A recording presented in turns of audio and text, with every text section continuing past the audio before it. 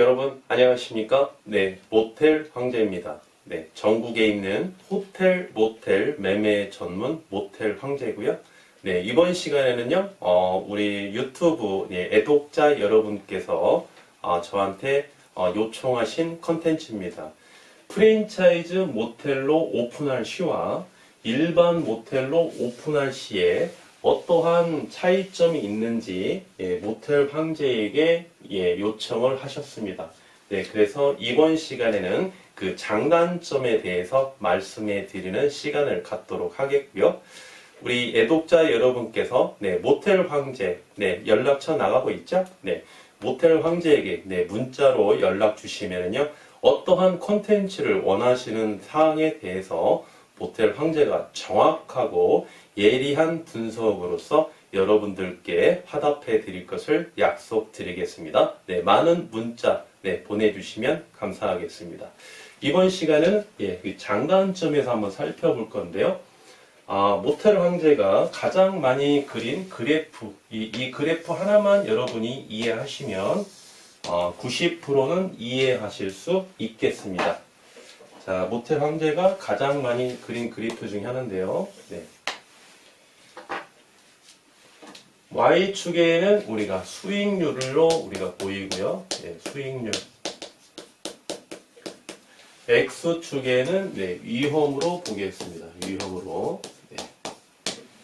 일반 모텔을 창업하시는 예비 창업자 여러분은요, 많은 수익률과 그만큼에 따르는 리스크를 이제 원하시는 게 일반 모텔에 대해서 일반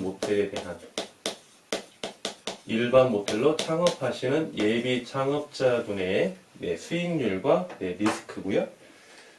그 다음에 우리 프랜차이즈 모텔로 오픈하시는 분들은요, 나는 수익률이 좀 작아도 나는 리스크를 줄이겠다. 리스크를 줄이면 그만큼 수익률은 하락하겠죠. 이 그래프는 불멸입니다. 불멸의 진실이고요. 이러한 그래프에서 이 점을 원하시는 분들은요,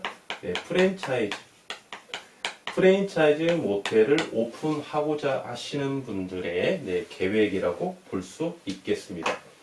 더 공격적인 투자자는 어떻겠습니까? 더 공격적인 투자자는 더 높은 수익을 원하겠죠? 더 높은 수익을 원하면 그만큼의 리스크도 상승하겠습니다. 또 좀 소극적인 투자자, 적극적인 투자자에 비해서 조금 소극적인 투자자는 더 나는 작은 수익률은 나는 이만큼만 수익률이 나와도 상관이 없겠다.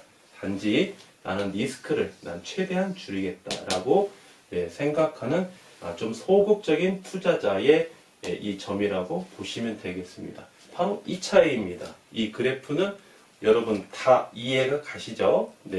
그러면 프랜차이즈 모텔의 장점과 단점부터 한번 살펴볼까요?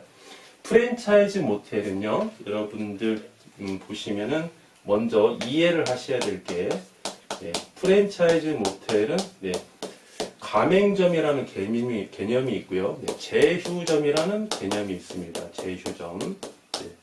제휴점부터 말씀을 드리면 일반 모텔로 일단 오픈을 합니다. 일반 모텔로 오픈하시죠? 오픈하시고 이제 광고를 내시는 거죠. 광고.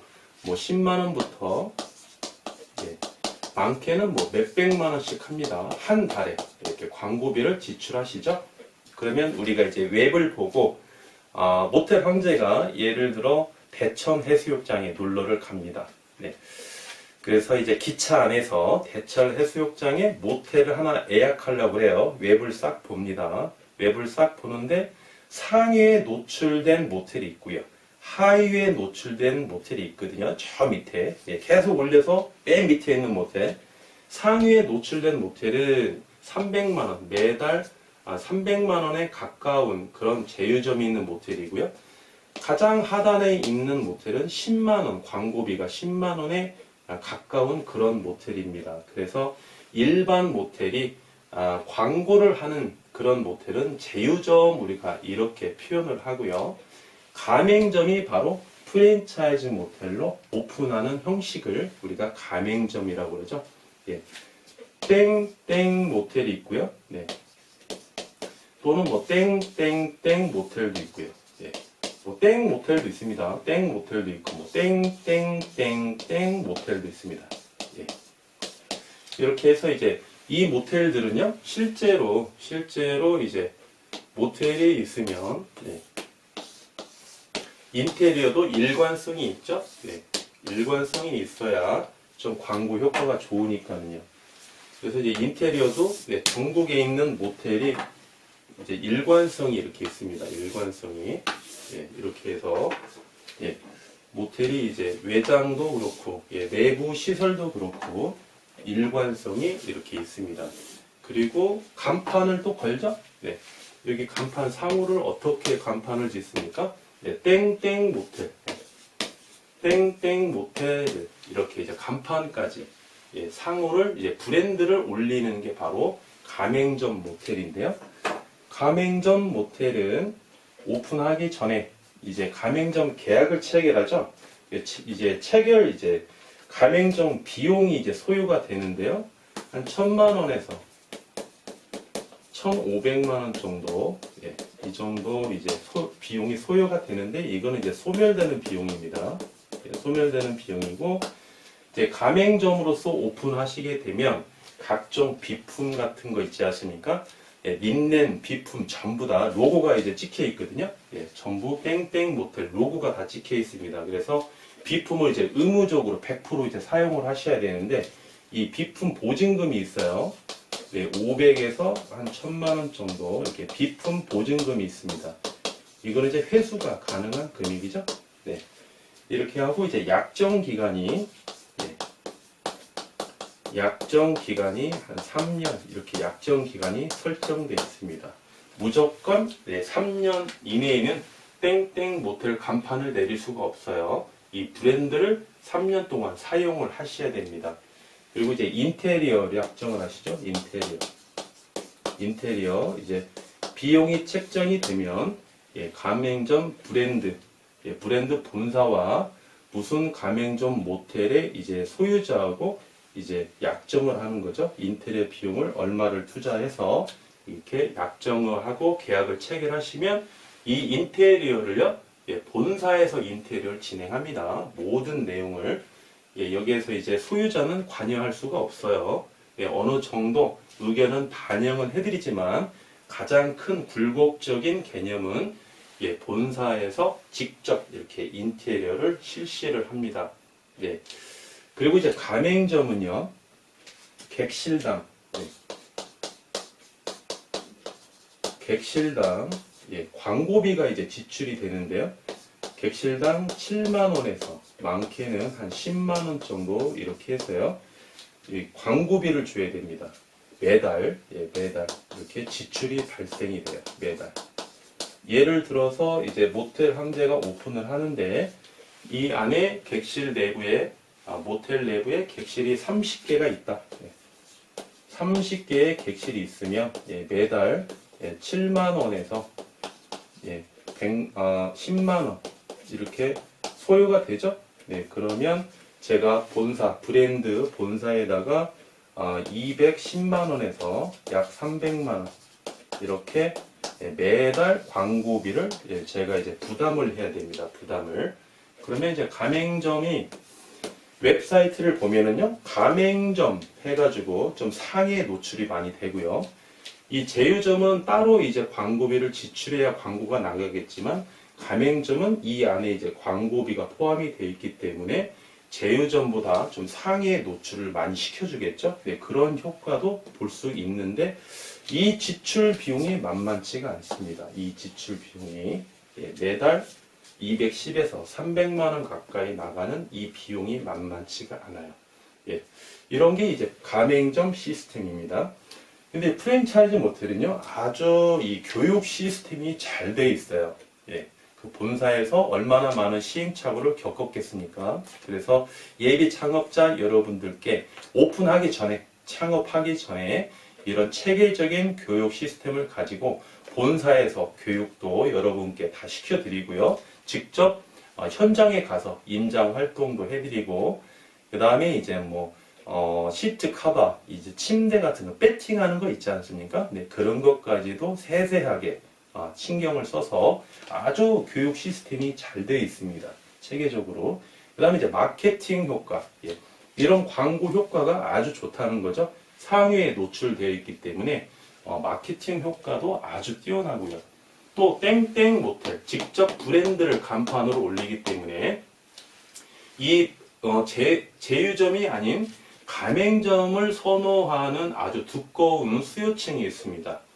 어느 한 지역을 놀러를 갔을 때 일반 모텔을 찾는 게 아니라, 예, 일반 모텔을 찾는 게 아니라 제휴점 모텔도 안 찾고요. 가맹점 모텔만 고집하는 그러한 단골 손님도 많이 확보되어 있어요. 예를 들어서 대실 사용료나 할인 쿠폰 또는 대실 사용 기간, 시간, 예, 그리고 숙박을 하더라도 조금 더 여유 있게 시간도 드리고요. 그 다음에 할인 혜택도 있고, 그래서 직원들이 친절하고요. 예, 청소 상태도 선호하는 그런 두터운 수요층이 있기 때문에 어느 지역을 가더라도 그 지역에 무슨 가맹점만 찾는 그런 두꺼운 수요층이 있기 때문에 이런 브랜드 가치가 상당히 좋습니다. 예, 이러한 장점으로 볼 수 있겠고요. 단점으로 보자면은요, 초기 투자 자본이 상대적으로 많이 소요됩니다. 컨설팅 비용을 지출하는 거죠. 컨설팅 비용을. 그리고 인테리어를 하시더라도 내가 직접 인테리어를 하게 되면은 전기업자 불러, 도배업자 불러, 그 다음에 뭐 인테리어 감독하는 사람 하나 딱 세워놓고요.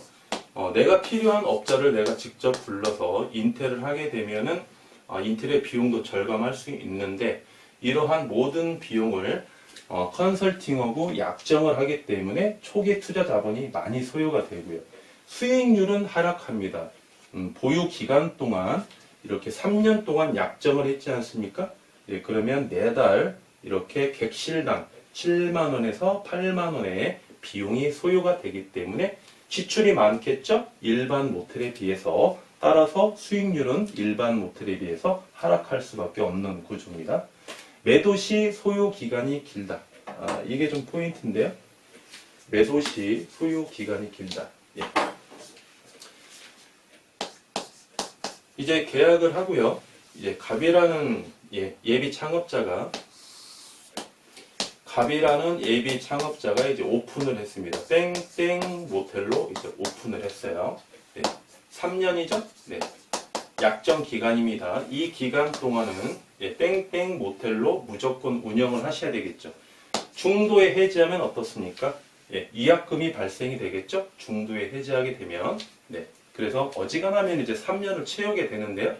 3년이 지난 시점에서 우리가 리모델링을 추진하면 보통 이론적으로 리모델링 가치가 우리가 5년 동안 보는데요. 3년이 약정이 지났습니다. 그러면 여기에서 재가입을 할 것인지, 가맹점으로 재가입을 할 것인지, 아니면 계약을 해지하고 일반 모텔로 전환을 할 것인지 따져보셔야 되는데요. 일반적으로 보시면 어떤 비율이 높을까요? 재가입할 확률이 높을까요? 아니면 해지하고 일반 모텔로 전환하는 확률이 높을까요? 네, 일반적으로 해지를 많이 합니다. 해지를. 내가 운영을 해보니까 이제 나 혼자 해도 되겠다라는 개념이죠. 지출을 좀 줄이고 수익률을 높여간다는 이야기겠죠. 네, 이 그래프 보시면 그래서 해지하는 확률이 높아요. 해지하는 확률이. 해지를 하게 되면 땡땡 모텔을 이제 간판을 내리는 거죠. 그리고 일반 모텔, 본인이 상호를 정해서 일반 모텔로 이제 간판을 올려야 됩니다. 그러면 간판만 바뀌는 거죠. 상호만 바뀌는 거예요. 인테리어는 어떻습니까? 내부나 외부나 이 브랜드의 그 이미지가 그대로 남아있겠죠? 그대로 남아있어요. 그러면 고객 입장에서는 헷갈릴 수가 있습니다. 이게 가맹점인지, 이게 제휴점인지, 아니면 그냥 광고도 안 하는 일반 모텔인지, 외부상으로 봤을 때는 가맹점으로 보이는데, 근데 상호가 아니란 말이죠. 네. 그래서 이제 한 3년 동안 운영을 하게 되면 이 인근에, 상권 인근에서는 여기가 땡땡 가맹점 모텔이라고 이미 다 인식이 된 상태죠. 인식이 된 상태에서 상호가 바뀌었단 말입니다. 그러면 소비자 입장에서는 비선호할 수가 있어요. 선호했던 사람도 돌아설 수가 있다는 겁니다. 그래서 이제 이 잔존 이미지가 있기 때문에 이 모텔을 매수하고자 하시는 예비 매수인이 있지 않습니까? 예. 매매를 해야 되는데요. 을에게 예비 매수인. 예비 매수인이 우리가 시장에서 일반적으로 나와듯이 수요자와 공급자가 만나야만이 우리가 매매 계약이 체결이 되지 않습니까? 예비 매수인이 바라봤을 때 브랜드 모텔이 일반 모텔로 전환한 모텔은 비선호한다는 거죠. 비선호해요. 비선호하기 때문에 매매 계약이 체결될 확률이 낮다는 겁니다. 브랜드 모텔은요. 또 어떻습니까? 이제 운영을 해보니까 실제 사례가 그래요. 모텔 황제가 이제 숙박업만 전문적으로 중개를 하니까 이분이 하다 보니까 적성이 안 맞아요. 또는 해보니까 일반 모텔로 그냥 오픈을 할 걸 브랜드 모텔로 프랜차이즈 모텔로 운영을 하니까 수익률이 하락하죠. 이런 지출이 발생되니까는요. 그리고 이제 비품 있지 않습니까? 비품 단가가 어떨까요, 여러분? 비품 단가. 비품 단가가 일반 비품 단가가 낮을까요? 땡땡 그 브랜드 로고가 찍혀 있는 그런 비품 단가가 낮을까요? 일반 비품이 단가가 낮겠죠? 네, 그래서 수익률이 하락할 수밖에 없는 구조입니다. 그러다 보니까 이거를 이제 중개시장에 내놔요. 이제 매매를 하려고. 이 기간 안에 내놓는 거예요. 한 1년이 지난 시점이라고 한번 볼까요? 1년이 지난 시점. 2년이 남아있죠? 네, 매매를 하기 위해서 중개시장에 매물을 내놓습니다. 이 시점에 매매가 될까요? 이 시점에 거의 매매가 안 됩니다. 왜냐하면 예비 매수인이 남은 2년의 약정 기간을 포괄 승계를 해야 되거든요. 이 예비 매수인은 남은 2년 동안 이 브랜드 모텔로 운영을 할 수밖에 없습니다. 그렇기 때문에 예비 매수인이 비선호하는 거죠. 임대는 어떻습니까? 임대. 예비 창업자가 매매로서 모텔을 매수하실 수 있겠고요. 또 임대로도 창업할 수 있겠죠. 임대로 중개시장에 내놔도요. 임대 계약 체결 확률이 좀 약합니다. 일반 모텔에 비해서. 왜? 지출이 많기 때문에. 지출이 많으면 수익률이 하락하니까 이러한 단점이 있어서 매도 시 소요 기간이 좀 길게 걸린다. 이렇게 볼 수 있겠고요. 프랜차이즈의 장점과 일반 모텔의 단점은 거의 같다고 이렇게 보시면 되겠고요. 일반 모텔의 장점과 프랜차이즈 모텔의 단점이 이코르다 이렇게 보시면 되겠죠? 일반 모텔 한번 살펴볼까요? 일반 모텔. 초기 투자 자본 절감 효과. 본인이 컨설팅 비용을 소요하지 않고 직접 본인이 발로 뛰면서 임장 활동을 하면서 본인이 인테리어를 하는 경우 직접 인테리어를 하기 때문에 컨설팅 비용이 소요가 안 되니까 당연히 절감 효과가 있겠죠. 두 번째, 수익률이 상승합니다. 수익률이 상승하는 구조 말씀드렸고요. 매도 시 용이하다. 왜 그럴까요? 예비 매수인이 일반 모텔을 더 선호하기 때문에 상대적으로 일반 모텔이 매도 시 용이하고요. 매도 시 용이하다는 것은 임대를 줄 때도 용이하겠죠? 단점 한번 살펴볼까요? 창업 소요 기간이 길게 걸린다. 프랜차이즈 모텔은요, 체계적인 교육 시스템에 의해서 이 프로세스가 절차상 아주 디테일하게 잘 되어 있습니다. 하지만 일반 모텔은요, 본인이 직접 생각하고 본인이 결정해야 되기 때문에 소요 기간이 그만큼 많이 걸릴 수밖에 없어요. 창업 준비 기간이 충분한 건 좋지만 너무 길다 보면은요, 사기 문제도 좀 떨어질 수도 있고요. 향후에 모텔을 선택하는 데 있어서 이게 너무 물건을 많이 보다 보니까 너무 임장을 또 많이 가다 보면 결정하기가 좀 어려운 그런 단점이 있어요. 그래서 물론 창업하기 전에 충분한 시간을 가지고 충분하게 생각하시고 계획을 하시는 건 좋습니다만 어느 정도 과유불급이란 말이 있지 않습니까? 너무 창업 시간이 소요가 길어지면 여러분들이 선택하는 데 있어서 더 어려울 수가 있다. 이런 단점이 있고요. 시행착오 어떻습니까? 누구의 도움 없이 본인이 직접 선택하셔야 되고요. 주변에 뭐 친인척이라든지 뭐 잘 아는 지인이 모텔을 운영하고 있는데 수익률이 상당히 좋답니다. 나도 한번 해볼까? 네, 그 지인이나 친인척이 어떤 체계적인 절차에 의해서 교육까지 시킬 수 있는 능력을 갖고 있는 사람들은 아니죠. 네, 그래서 시행착오를 겪을 확률이 높다. 매출 관리 어떻습니까? 이 기간 동안요. 이 기간 동안 이 갑과 본사와 이제 계약을 체결하면은요. 이 본사에서 수시로 또 교육을 실시합니다. 이 기간 동안 오픈 딱 하면 손 놓는 게 아니에요. 그리고 여기 매출이 있지 않습니까? 컴퓨터 매출이 본사 시스템과 교류를 하게 돼 있어요. 상호 교류를 하게 돼 있습니다. 매출이 갑자기 떨어진다. 본사에서 직원을 파견시켜 줍니다. 어떠한 원인에 의해서 매출이 하락하는지 원인을 파악해서 원인을 제거하고 매출이 다시 원상 회복시킬 수 있도록 본사에서 적극적으로 도와주고 있죠. 그리고 수시로 존속 기간 중에도 수시로 본사에서 교육도 있고요. 그래서 어떤 정보가 있으면 정보도 제공하고 이렇게 관리를 잘 해드립니다. 그런데 본인은 어떻습니까? 매출 관리가 어때요? 모텔을 한 번도 운영을 안 해봤습니다. 그러면 지나간 과거는 내가 분석할 수 있겠지만 미래에 대해서는 내다보기 좀 어렵겠죠. 모텔 황제가 운영을 하고 있습니다. 모텔을. 월요일 날인데요. 월요일 날 손님이 좀 없을 수도 있습니다. 월요일이기 때문에. 근데 아침부터 비가 촉촉히 온단 말이죠. 그럼 직원들한테 교육을 시킵니다. 오늘은 오후 2시부터 5시까지 3시간 동안 대실이 좀 많이 올 것 같다. 통계적으로 봤을 때.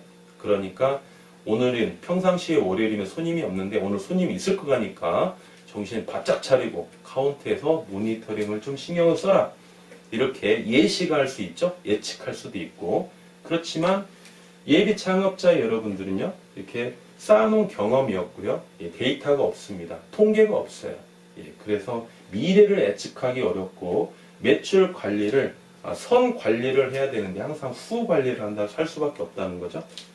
그렇지만 본사에서는 이렇게 데이터가 있고 하기 때문에 원인을 제대로 파악해서 결과를 창출할 수 있는 그런 시스템이 아주 잘 돼 있다는 겁니다. 그래서 프랜차이즈가 좋다, 일반 모텔이 좋다, 이건 정답은 없고요. 우리 예비 창업자 여러분께서 오늘 모텔 황제가 굉장히 객관적으로 지금 비교 분석을 해드렸는데요. 나는 프랜차이즈 모텔로 오픈하는 게 맞는 것 같다. 그러면 프랜차이즈 모텔로서 운영하시는 게 적합하다고 사료되고요.